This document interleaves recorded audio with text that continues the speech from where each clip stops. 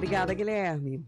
E a data 13 de maio costuma trazer reflexões diversas, viu, sobre o fim da legalidade da escravidão e, ao mesmo tempo, apontar a fragilidade da estrutura social, considerando principalmente essa população negra.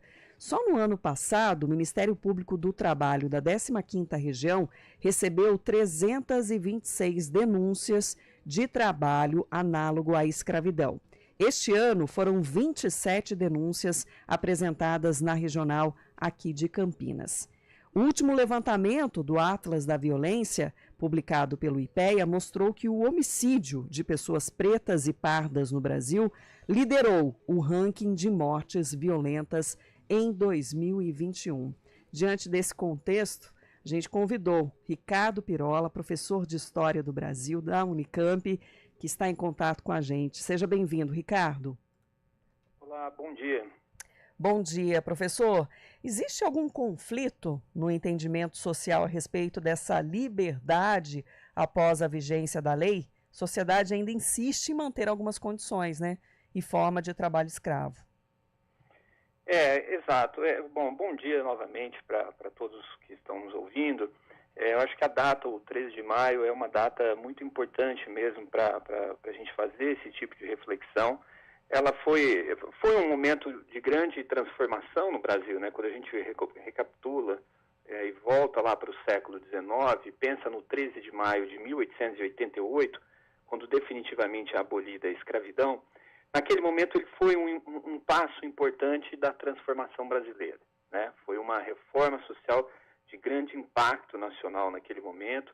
Você tinha naquele momento mais de 700 mil indivíduos que ainda estavam escravizados, né? Hoje se acha que há algo em torno de 720 mil pessoas que ainda estavam escravizadas em 87, ou seja, um ano antes da abolição. Então, naquele momento foi um passo muito importante, né? Você tem uma igualdade, pelo menos na lei, né, civil para todos, né? Então todo mundo que nascia no Brasil, que passou a partir daquele momento, todos os brasileiros são considerados agora cidadãos, né? Antes do 13 de maio de 88, a população escravizada estava excluída de qualquer dessa inclusão da cidadania, né? Do participar da legislação civil brasileira. Então o 13 de maio ele tem esse impacto importante naquele momento. Agora, claro que ao longo do século XX, a sociedade também, os processos de exclusão da sociedade brasileira, eles foram se transformando, né? Então também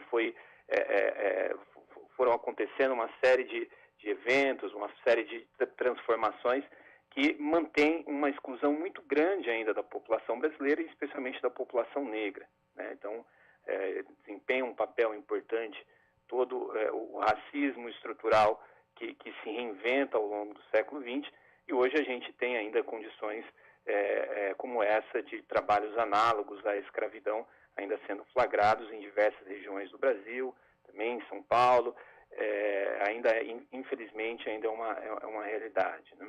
Professor, bom dia, aqui é Guilherme Pierangeli. A gente vê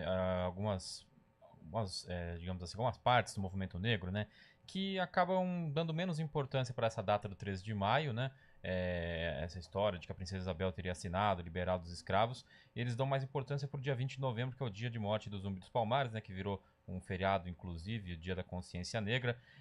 Aí, como que o senhor vê isso? O senhor acha que o dia 20 é mais importante para essa causa mesmo, ou essa importância tem que ser dado ao 13 de maio também, diante do que a história registra?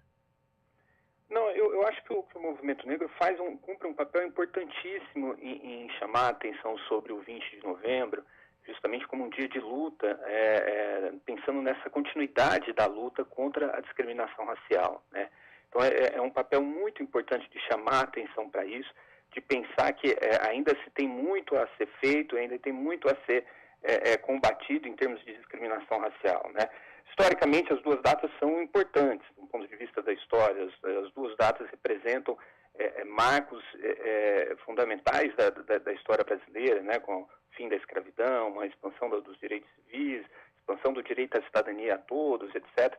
E o 20 de maio e o 20 de novembro como um momento de de lutas, né, justamente lembrando o Zumbi do Palmares, o maior e mais duradouro quilombo da história brasileira, e o símbolo dele, o simbolismo dele como um símbolo de luta, de resistência, de enfrentamento. Então, acho que, historicamente, ela tem as duas datas, tem essa importância, mas é inegável, acho que o papel que faz o movimento negro de chamar a atenção, de lembrar do 20 de novembro, como ainda tentando chamar a atenção para essas várias outras lutas que ainda têm que ser feitas, né? Acho que o século XX, como eu havia comentado com vocês, eles têm, o Brasil vai se transformando nos processos de dominação e exclusão, né? Então, após o 13 de maio de 88, você tem um processo que passa pelo Estado brasileiro, por uma política nacional, por exemplo, de branqueamento da população, e incentivo, né, com subsídios para trazer imigrantes europeus. Então, você tem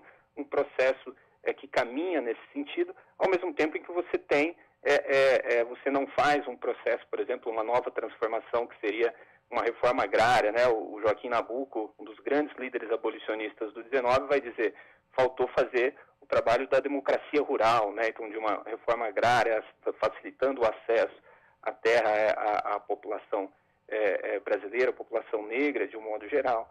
Você tem, após o 13 de maio de 88, você não tem um processo imediato, né, de universalização da educação. Isso vai demorar muito, né? Então nós temos no Brasil o acesso universal à educação, todos só conseguem chegar à escola, o Estado só disponibiliza a escola a todos, esses dados só vão sendo alcançados no final do 20, quase um século depois.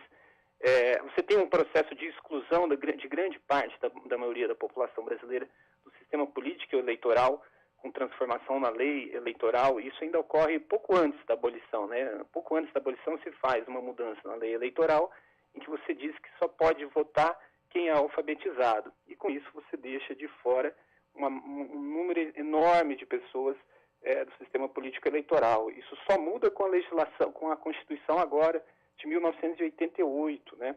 Então, mais uma vez, um século para que você conseguisse universalizar direitos, ou acesso e garantias do Estado, né? Uhum. Então, por isso que o 20 de novembro é muito importante, lembrando ainda todas as lutas que foram feitas e que ainda têm que ser feitas para um processo maior de uma sociedade, de alcançar uma sociedade mais igualitária, né? Uhum. O 13 de maio foi também por meio de luta, né, professor? Mas não significou o fim da desigualdade, né, como você pontuou aí. E até pensando, né, nesse contexto que ainda há ódio de raça, né, preconceito de cor, dificuldade, né, das condições estruturais, né, de serem universais realmente, né? Como é que essa memória histórica, né, de exclusão, até de violência contra a população negra, deve ser reparada? Isso, eu acho que as medidas que têm sido tomadas nos últimos tempos, por exemplo, pensando nas políticas afirmativas, eu acho que é um bom caminho. Acho que inclusive é um caminho que os movimentos sociais, o movimento negro, vem reivindicando há muito tempo, e acho que esse é um dos caminhos para isso, né? Eu acho que as políticas afirmativas tentam contornar um pouco esse racismo, enfrentar esse racismo que ainda está bastante disseminado na nossa sociedade, né? O Brasil, diferente dos Estados Unidos, não cria uma série de leis segregacionistas, um apartheid oficial aberto, né?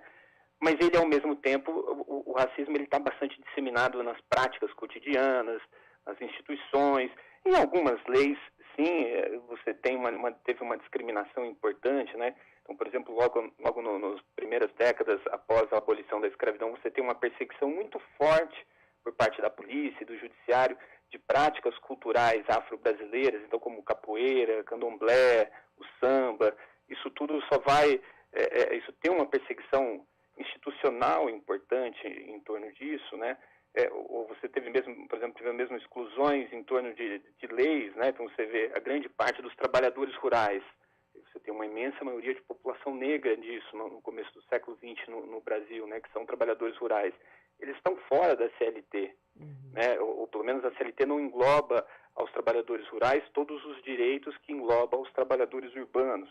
O mesmo com as trabalhadoras domésticas, né? Também ficaram fora da CLT, ou boa parte dos direitos que eram dos trabalhadores urbanos não englobavam as trabalhadoras domésticas, onde você tinha também uma população negra muito expressiva. Então, eu acho que um dos caminhos que tem sido feito, que é esse das políticas afirmativas, acho que o outro caminho é esse de uma universalização de leis e direitos que ainda possam não atingir todas as camadas dos trabalhadores. E outro caminho, acho que é o próprio, uma discussão sobre a memória, sobre o passado brasileiro, né? Então, acho que um pouco do que está sendo feito desse debate aqui, um pouco do que vem sendo feito pelo trabalho dos museus, pelo trabalho em torno de monumentos. Então, uma discussão sobre o próprio passado, né, o brasileiro, o que significou a abolição e depois todos os processos de reprodução e transformação do racismo, eu acho que são importantes, né, essa discussão em termos culturais e em termos políticos desses temas. Né? Ricardo Pirola, professor de História do Brasil pela Unicamp, muito obrigada por nos ajudar nessa reflexão de hoje. Ok. Obrigado. Até uma próxima. Tchau, tchau. Bom dia. Bom dia. 10h28. CBN Campinas. Oferecimento Recap, Sindicato dos